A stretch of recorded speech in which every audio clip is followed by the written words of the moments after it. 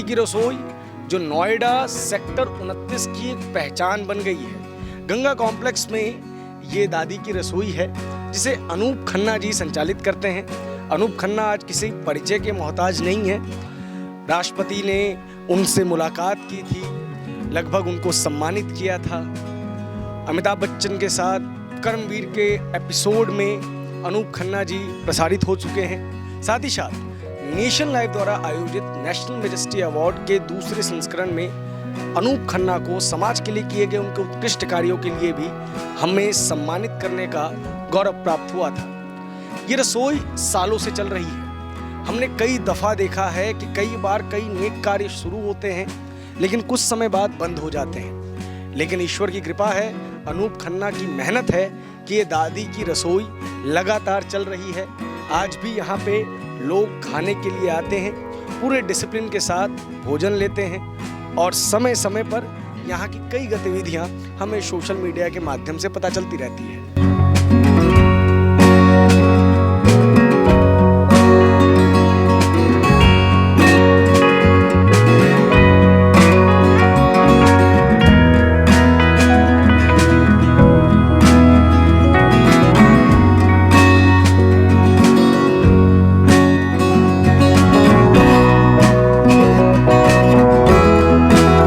नमस्कार, मैं प्रभात रंजन मिश्रा।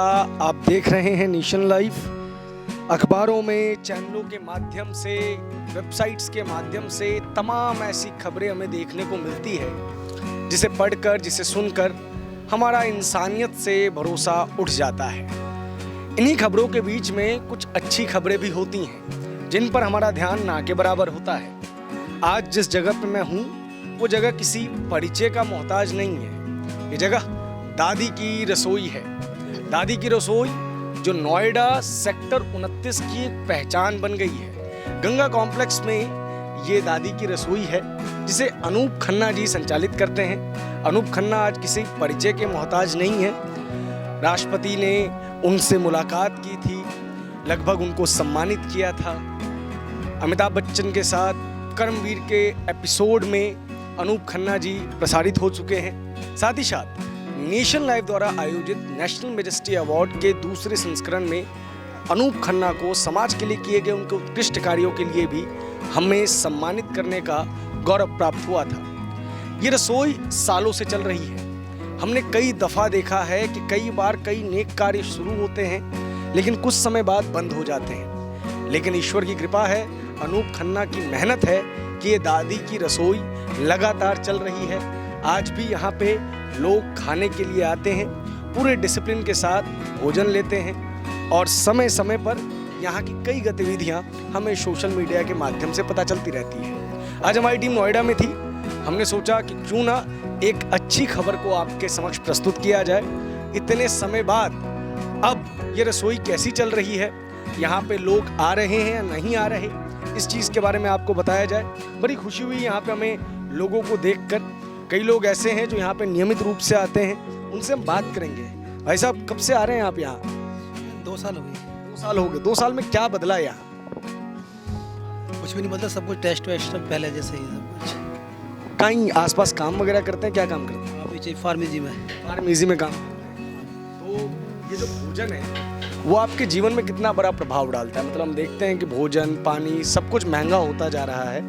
आज के दौर में कितना बड़ा प्रभाव डाल रहा है ये 5 रुपए की थाली? ये कोई भी इसे ले सकता है आराम से। जैसे नहीं है कि भाई अमीरों के लिए, तो कोई भी इसे ले सकता है। इसमें आत्मसम्मान है व्यक्ति का कि उसे ये नहीं है कि भाई मैं फ्री में ले रहा हूँ, पैसे दे के ले रहा है, उसमें आत्मसम्मान है उसका। यहाँ पे कुछ और लोग हैं जिनसे हम बात करेंगे। कुछ लोग जो नियमित रूप से अपने कार्यों पर लगे रहते हैं। भाई साहब, क्या नाम है आपका? जी, कहाँ काम करते हैं? जियो टेलीकॉम का। कितने वर्षों से आ रहे हैं? पहली बार ही आए हो वैसे। पहली बार आए हैं। सुना था इसके बारे में पहले? सुना था, जब भी देखने के लिए आए थे। अच्छा, कैसा लगा यहाँ पे आके? ठीक है। आपके मित्र हैं ये? आप जी पहली बार आए हैं या पहले भी आ रखे हैं? नहीं, पहली बार आए हैं। पहली बार आए। किस तरीके का लगा यहाँ पे लोगों का बिहेवियर आपको? नहीं, बहुत अच्छा लगा है। बहुत अच्छा लगा। अनूप जी आज किसी पहचान के मोहताज नहीं है। वजह उनकी ये दादी की रसोई, जिसकी स्थापना उन्होंने एक अच्छे मिशन के साथ की थी। और यही दिख रहा है हमें कि यहाँ पे चारों ओर जो है वो लोगों के लिए बैठने की व्यवस्था है। लोग प्रेम से आ रहे हैं, भोजन कर रहे हैं। भाई साहब क्या नाम है आपका? शैलेश कुमार। शैलेश जी, कब से आ रहे हैं? हम तो 5-7 दिन से आ रहे हैं। 7 दिन से आ रहे हैं। किस तरीके से यहाँ पे लोग ट्रीट करते हैं, भोजन देते हैं, कैसा लगता है यहाँ पे लोगों का बिहेवियर आपको? यहाँ पे आने से बहुत मतलब कि संतुष्टि मिलता है आदमी को, प्रेम से बैठ के खाना खाते हैं। अच्छा, खाना साफ सुथरा है। और कभी ऐसा कुछ हुआ है या भोजन की जो गुणवत्ता है जिसमें आपको लगे कि कोई कमी आई हो? नहीं। प्रथम दिन जैसा था वो भी आज भी वैसा ही? यहाँ पे बहुत सारे लोग हैं, आप कई लोगों से बात कर सकते हैं, लेकिन सबसे पहले मैं बात करना चाहूँगा यहाँ पे जो सेवा में लोग लगे हुए हैं उनसे। कब से हैं आप लोग अनूप जी के साथ? सर हैं करीब 4-5 महीना हो गया है। 4-5 महीने। नौकरी करते हैं यहाँ पे या सेवा देते हैं? नौकरी करते हैं सर। लोग आते हैं, भोजन लेते हैं, जाते हैं, दुआएं देते हैं। कई बार कुछ ऐसे लोग भी आते होंगे जिनसे थोड़ी तीखी बहस हो जाती होगी। कैसा रहता है यहाँ पे दिनचर्या? बढ़िया रहता है सर, कभी ठीक ठाक रहता है, सब बढ़िया रहता है। अपना आते हैं लोग, खाते हैं, लेकिन खाना आराम से फिर जाते हैं। किसी से वैसे हो जाता है जो कोई ना जानकारी हाथ डाल देता है, हम हाथ डालने नहीं देते हैं किसी को। यहाँ पे खुद से देते हैं जो भी देते हैं। 5 रुपये यहाँ पे भोजन का सिर्फ रेट रखा हुआ है। लोग आते हैं, बक्से में डालते हैं और भोजन ले लेते हैं। कोई ऐसा भी आता है जो जिनको शायद आपत्ति होती हो? नहीं, ऐसा कोई नहीं। नहीं जी। किस प्रकार के लोग यहाँ पे आमतौर पे आते हैं भोजन के लिए? लोग गरीब ही आते हैं, जो खाना अफोर्ड नहीं कर पाते हैं वही लोग आते हैं ज़्यादातर। यहाँ पे मैंने देखा कि समर्थ लोग रेट सिर्फ चावल 50 रुपये प्लेट लिखा हुआ है, ठीक है? तो ऐसे समर्थ लोग आते हैं जो 50 रुपये देते हैं।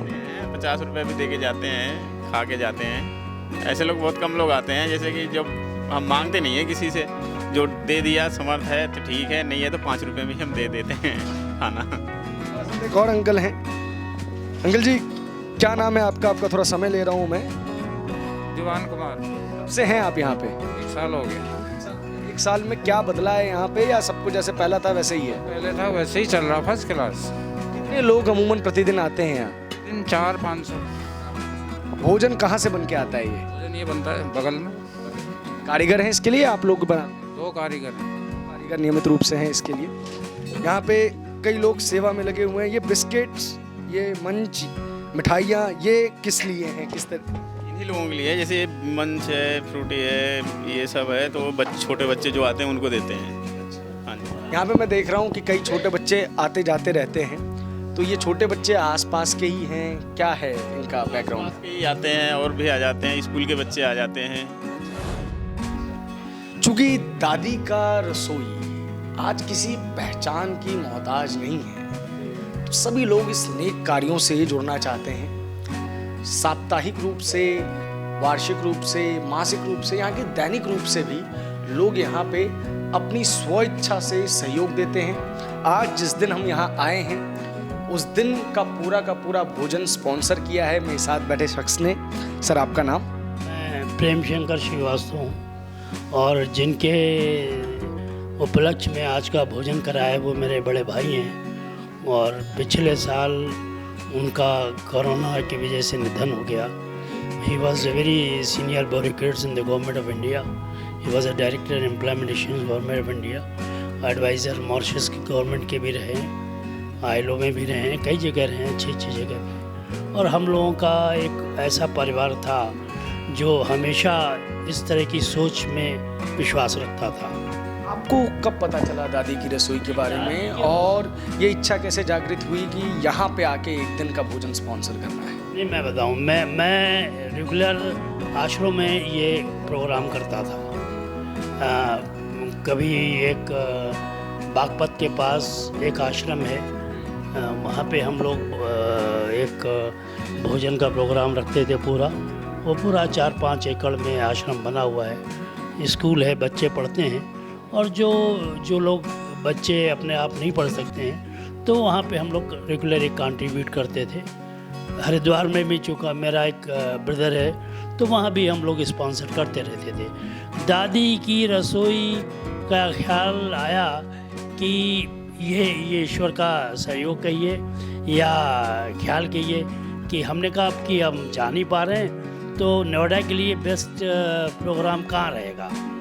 पहले हमने सोचा, ईमानदारी से आपको बताएं, कि रामकिशन मिशन का एक आश्रम है यहाँ पे, यहाँ कर दें। इतवा के बाद वो डेट नहीं मिली, तो मैंने कहा फिर मैं दादी के रसोई में। यहाँ आने के बाद जिस तरह का इनका हमने मैंडेट देखा और जिस तरह की इनकी सोच देखी, उस पर मैं बहुत इम्प्रेस हुआ।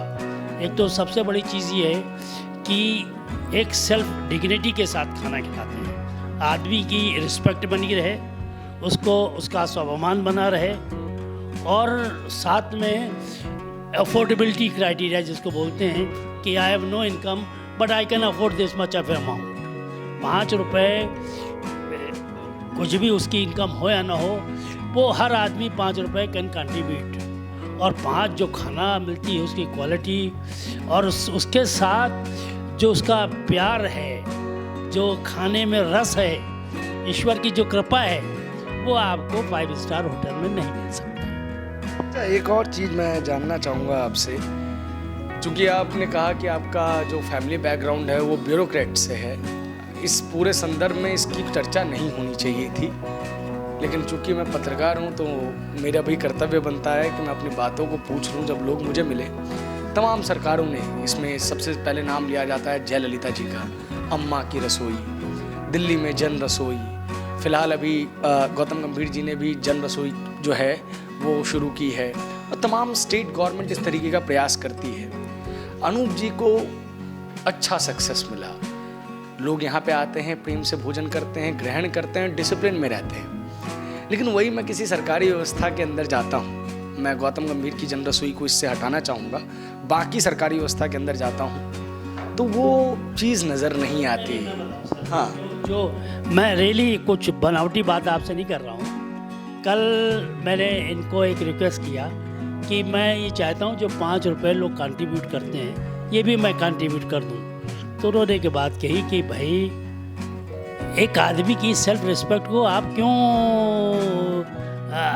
उसको कम से कम महसूस तो हो कि I am paying, I am taking.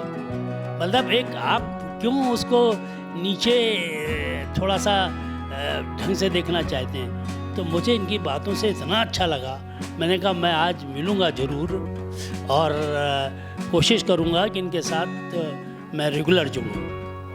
शुक्रिया सर, बहुत बहुत धन्यवाद हमसे बात करने के लिए।